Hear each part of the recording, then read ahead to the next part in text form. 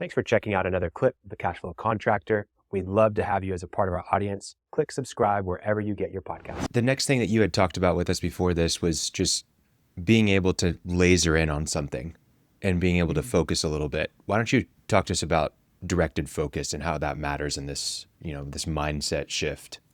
The idea is you don't need more, you need better aim. So you have laser focus on something, and a lot of times we try to go out and get the most resources, the best book on this subject that we're going after, but we really haven't even defined what we're truly going after. So this idea of directed focus is taking your mind, sharpening it, and aligning the thinking with what matters most, and clarifying what you truly want. So we can have big dreams, but how do we turn those dreams into aligned actions? What are the steps? And what stops you from drifting into other agendas? I struggle with that. I mean, coming up with ideas all the time. If you're not, you're always thinking of what's next. How can we do this? And that's okay to dream, but you have to be controlled, and you have to have better aim at what's out there or what's coming. Yeah, I think it's kind of less is more. What comes to mind also is just the need for margin and capacity. If you're trying to do growth by subtraction, not by addition, right?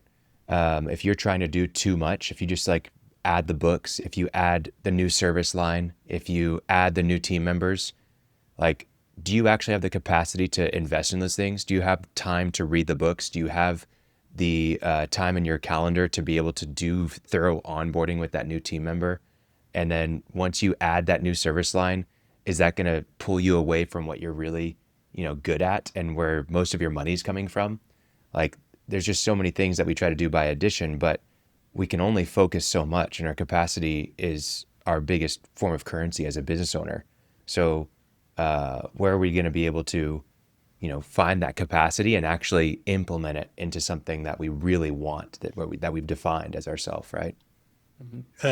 Brady, did you have a process that you went to on narrowing your focus? Was it objective kind of thing, subjective? You still have two businesses. You got quite a little focus.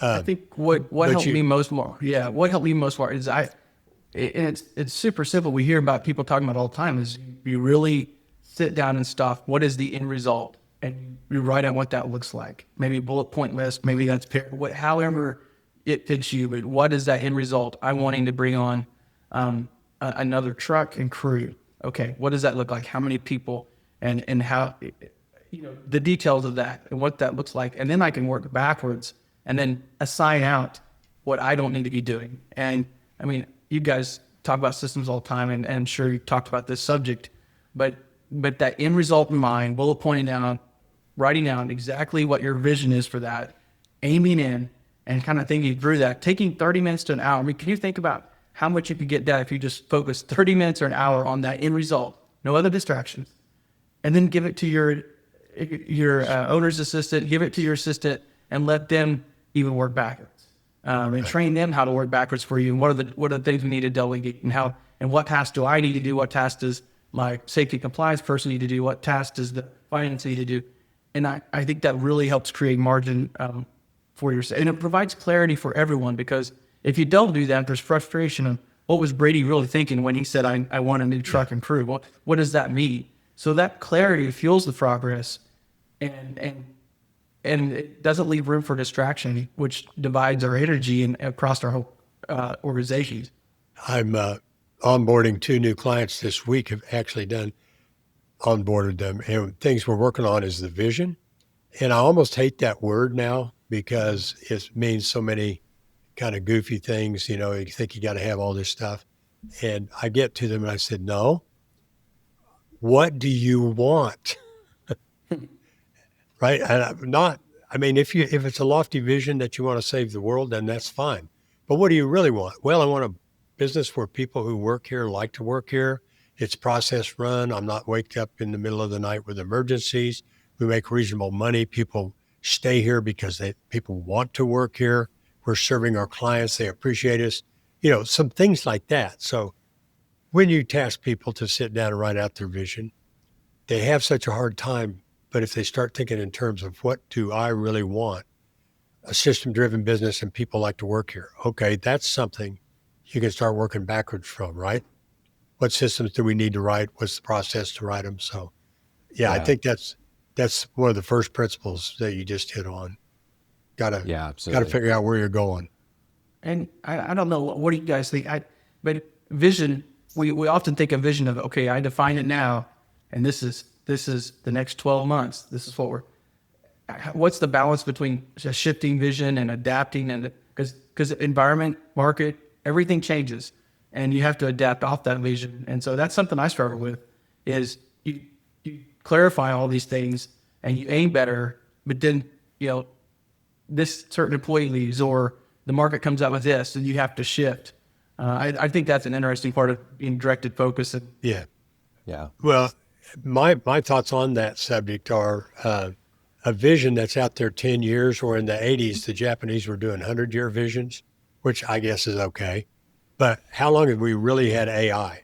I mean, it's been around longer than we know, but 2 years that it's been, and it's changing every day. So, but I think you can have common things like, I want to be fair. I want people to enjoy working here, and make a distinction between the overall vision and goals, which are, I guess, Khalil, I think the other day you described them as mini visions. So, visions can absolutely change, because the world sure as heck isn't standing still for us. Yeah, I think that's Right. the key there, Martin, is that difference between vision and goals and getting really granular. Yeah, there are some principles, and I think you're laying them out here. There are principles that it may change, when AI takes over and they make us obsolete and all that stuff I've been hearing recently at the Nobel Prize speech. That guy scared everybody to death. Yeah. That may happen. But until that happens, we're people, and we're probably going to still be people doing people things. And those kind of principles that you're talking here are going to still be first principles in getting things done. If AI starts doing our values and our principles for us, then it might be kind of scary. Right. I think it's there, honestly. So what you're telling me is to go ahead and be scared? No, not be scared. I mean, I don't think you need to be scared of technology that much. I mean, there's definitely things to be scared of in terms of who has the technology, right? Yeah. But I don't think you need to be scared about it defining your vision for you, or helping you define your vision, I guess. But this may be one of the things you talked about before. Does this fall into the realm of cognitive framing that we were talking about, Brady? I think so, because you Can have you to kind of define what that means? Yeah. Right. It does blend because you have to define what success is or suffering before it defines you, right? What's my gain? What's my fail from this? If I don't frame it, if I don't frame the moment, the subtitle here is frame the moment before the moment frames you. It's the idea of assigning meaning before your emotions take over, and you're turning these challenges into purposes. And so that's the idea of, people call it a mind shift. How do you take these negative pain points and you make it a positive thing? And you got to be thinking through those before it happens. I mean, I've been hit in the last year with challenges, and I've really struggled through. I wasn't prepared for it. I wasn't prepared for it. And so really trying to shift that to, okay, how are we going to make this a positive? Because laying off people, how is that a positive thing? It's not, but you have to reset. You can't get focused in on the failure. You have to go in and make it work for those that remain. Thanks for checking out a clip from the Cashflow Contractor. We have full episodes where we go deep on topics that help you grow a construction business that runs without you, so you can have less stress, more time, more money.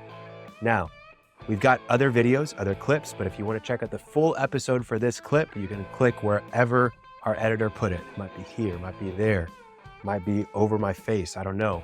But thank you for checking us out. We'd love to have you as a part of our audience. So subscribe or check out a full episode wherever you get podcasts.